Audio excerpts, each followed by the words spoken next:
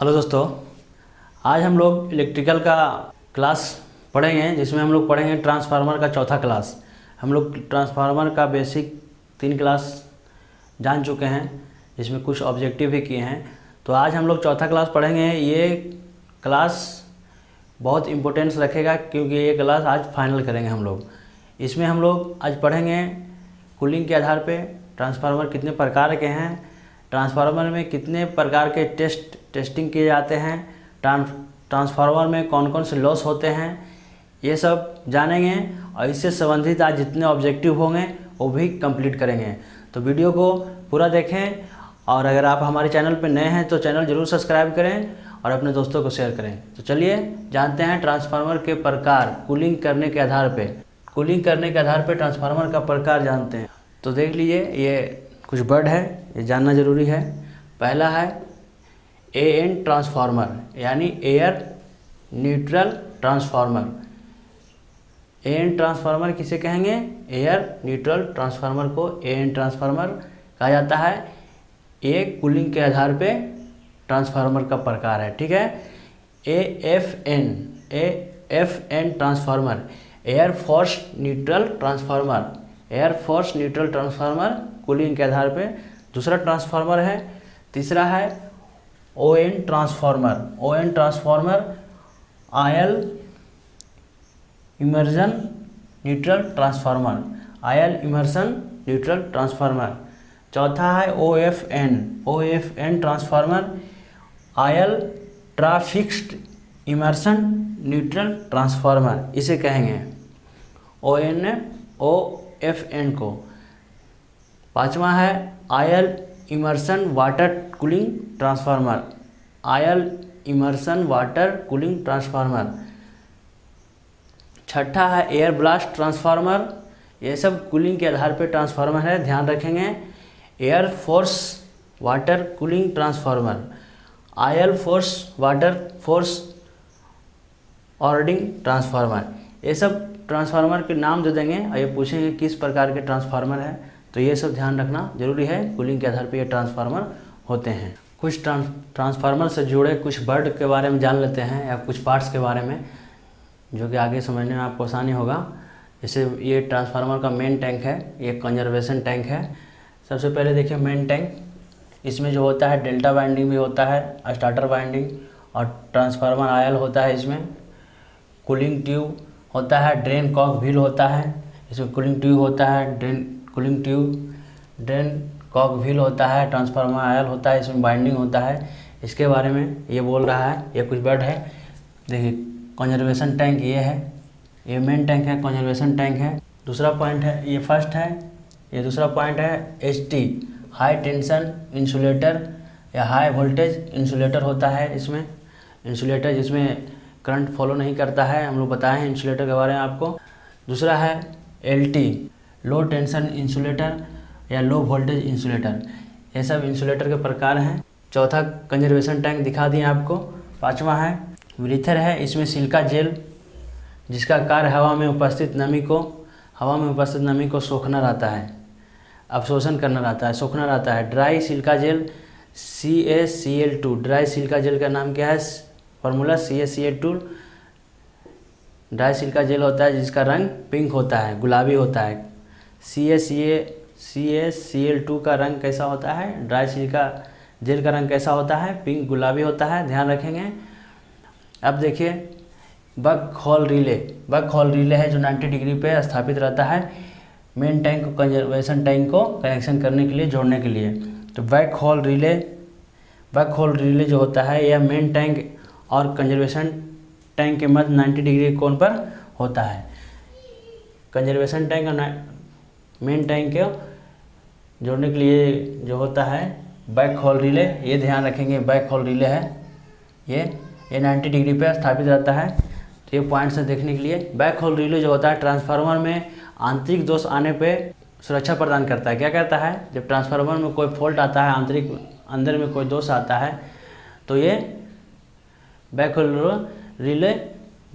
Whole relay सुरक्षा प्रदान करता है, ठीक है। इसमें गैस प्रवाहित होने पर ऑपरेट हो जाता है। जब इसमें गैस प्रभावित होता है तो ऑपरेट हो जाता है। कौन सा गैस?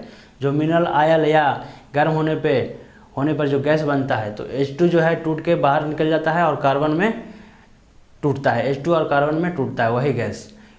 कंजर्वेशन बैक होल रिले के सहारे ये निकल जाता है। तो ये कुछ पॉइंट थे। अब हम लोग जानेंगे ट्रांसफार्मर में होने वाले लॉस। ट्रांसफार्मर में होने वाले लॉसेस कौन कौन से हैं, तो हम लोग इसको देख चुके थे। आयरन लॉस, या इसे कह सकते हैं कांस्टेंट लॉस भी कहते हैं, या मैग्नेटिक लॉस भी कहा जाता है। Iron loss, constant loss, magnetic loss इसे कह सकते हैं। ये तीनों एक ही है। इसमें जो होता है आयरन लॉस में होने से क्या होता है, हिस्टैरिसीस लॉस और एडी करंट लॉस बनता है। आयरन लॉस, मैग्नेटिक लॉस और कांस्टेंट लॉस कैसा लॉस है, हिस्टैरिसीस लॉस और मैग्नेटिक लॉस बनता है। इसका फार्मूला हम लोग देख चुके थे। यह निर्भर करता है किस पे, वोल्टेज पे निर्भर करता है। आयरन लॉस, कांस्टेंट लॉस और मैग्नेटिक लॉस किस पे निर्भर करता है, वोल्टेज पे निर्भर करता है। ठीक है, ये ध्यान रखेंगे। नेक्स्ट है कॉपर लॉस। कॉपर लॉस भी हम लोग देख चुके थे। कॉपर लॉस यानी ये इसे I² कह सकते हैं कॉपर लॉस, क्योंकि ये करंट पे निर्भर करता है। I² × R resistance. यह लॉस निर्भर करता है लोड पर, यानी लोड बढ़ेगा तो कॉपर लॉस की जो क्षति होती है, हार्स होती है, वो बढ़ेगा, और लोड घटेगा तो कॉपर लॉस घटेगा। यानी कॉपर लॉस को हम लोग परिवर्तनशील लॉस कह सकते हैं। क्या कह सकते हैं, कॉपर लॉस को परिवर्तनशील हार्स या लॉस कह सकते हैं। यह करंट पर निर्भर करता है। कॉपर लॉस किस पर निर्भर करता है, करंट पर निर्भर करता है, और आयरन लॉस वोल्टेज पर निर्भर करता है। ये पॉइंट ध्यान रखेंगे। ठीक है, अब हम लोग देखते हैं कुछ नोट्स में कुछ पॉइंट्स जिसमें न्यूमेरिकल बनेंगे, तो इसको चर्चा कर लेना ज़रूरी है कि आगे समझ में आए। देखिए, जब हम लोग फुल लोड देते हैं, अर्थात Py1 U1 है फुल लोड पर, यानी कॉपर लॉस क्या होगा, कॉपर लॉस इस पे जाएगा तो I² और फुल लोड दे रहे हैं R, ये फार्मूला बनेगा I²R इस पे कॉपर लॉस पे, तो जा करके 1 का 1 होगा स्क्वायर, यानी I² हो जाएगा। I² होगा, इसे हम लोग x वाट मान लेते हैं I² को x वाट। ठीक है, ये फुल लोड पे है I²। ठीक है, यही हाफ लोड पे हम लोग करेंगे, तो हाफ लोड पर क्या हो जाएगा, यहाँ Py1 है तो हाफ लोड पे Py2 हो जाएगा, यानी Py2 होगा तो हम लोग इस पे फार्मूला पे पुट करेंगे Pi/2 × R, तो क्या हो जाएगा I²/4 × R। ठीक है, यानी IR को हम लोग x मान लेते हैं, IR को x मान लिए तो ये क्या हो जाएगा x/4 वाट।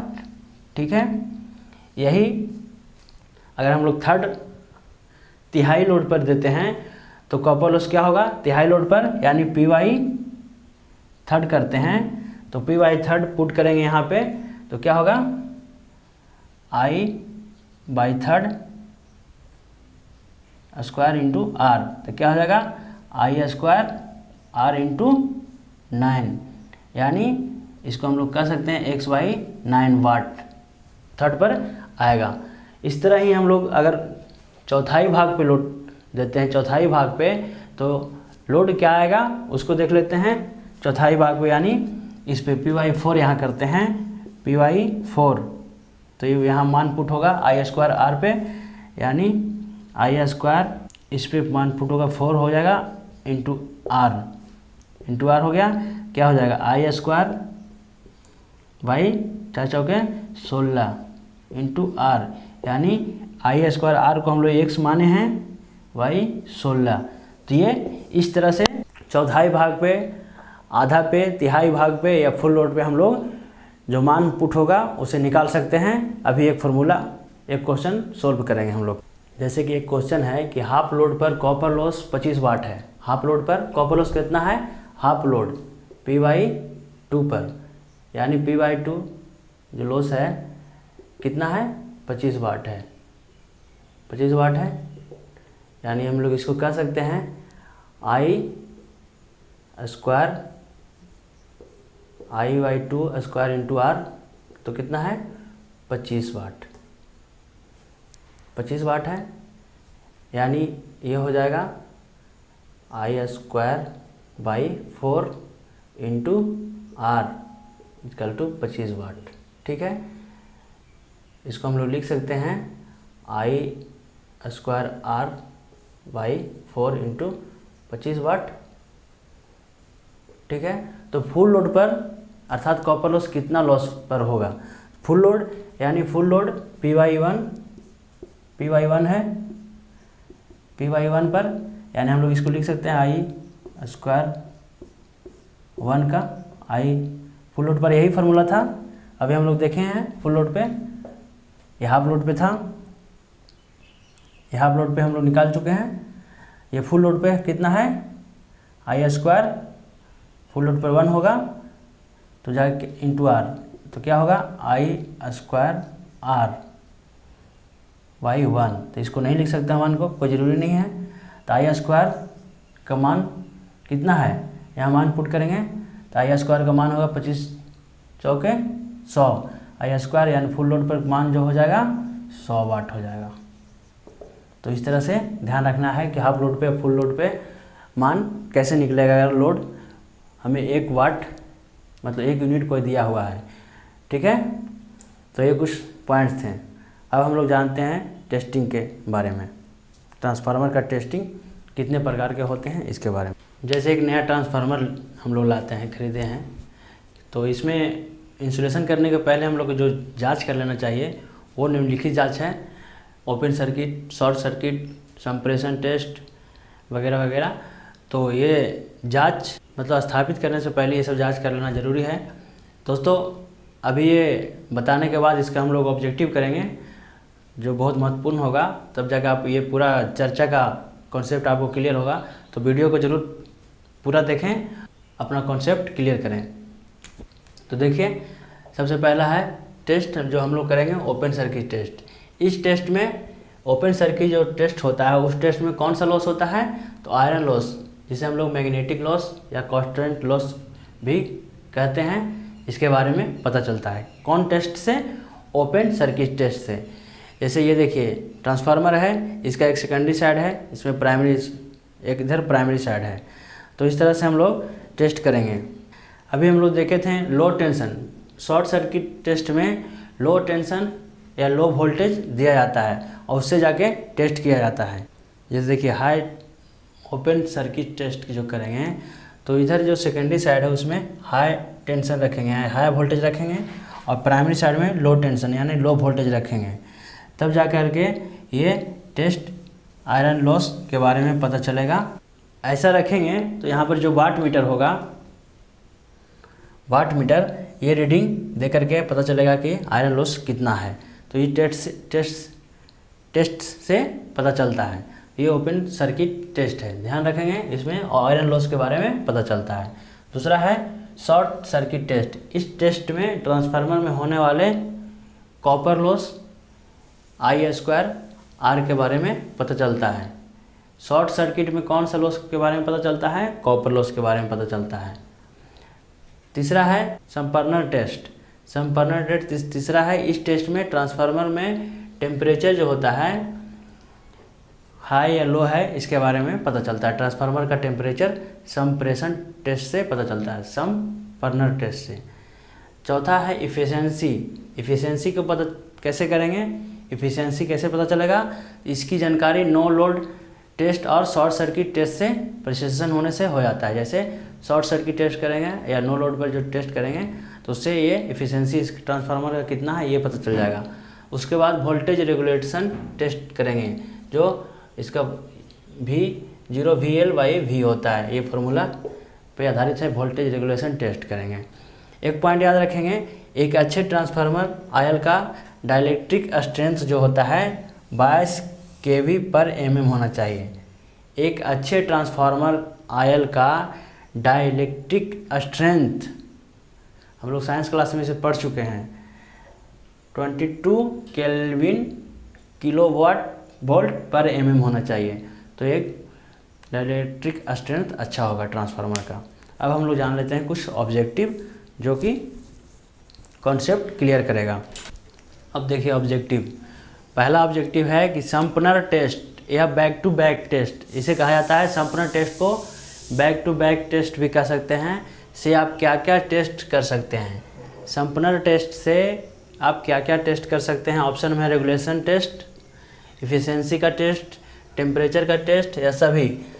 तो संपनर टेस्ट या बैक टू बैक टेस्ट से हम लोग रेगुलेशन टेस्ट भी कर सकते हैं, इफ़िशियंसी का टेस्ट कितना है ये भी जान सकते हैं, टेम्परेचर कितना है ये भी पता कर सकते हैं, यानी इससे सभी टेस्ट हम लोग कर सकते हैं। दूसरा ऑब्जेक्टिव है कि शॉर्ट सर्किट टेस्ट से ज्ञात किया जाता है। तो हम लोग अभी पढ़े हैं शॉर्ट सर्किट टेस्ट में कौन सा ज्ञात किया जाता है? हीटिंग के बारे में नहीं, आयरन लॉस के बारे में नहीं, कॉपर लॉस के बारे में या एफिशिएंसी के बारे में। तो शॉर्ट सर्किट टेस्ट में हम लोग कॉपर लॉस के बारे में जो होता है शॉर्ट सर्किट टेस्ट, उससे कॉपर लॉस कितना है उसका पता चलता है। तो ये है आंसर होगा copper loss. Short circuit test से ज्ञात किया जाता है कॉपर लॉस। तीसरा ऑब्जेक्टिव है ओपन सर्किट टेस्ट से ज्ञात किया जाता है। तो अभी हम लोग पढ़े हैं कांस्टेंट लॉस, वेरिएबल लॉस, दोनों या नन। कांस्टेंट लॉस जिसे आयरन लॉस या मैग्नेटिक लॉस भी कहते हैं। अब ऑब्जेक्टिव है, क्वेश्चन है न्यूमेरिकल कि फुल लोड पर कॉपर लॉस जो है 100 वाट है। फुल लोड पर कॉपर लॉस कितना है? 100 वाट है। तो हाफ लोड पर कॉपर लॉस क्या होगा? फुल लोड पर कॉपर लॉस कितना है? देखिए हम लोग देखते हैं।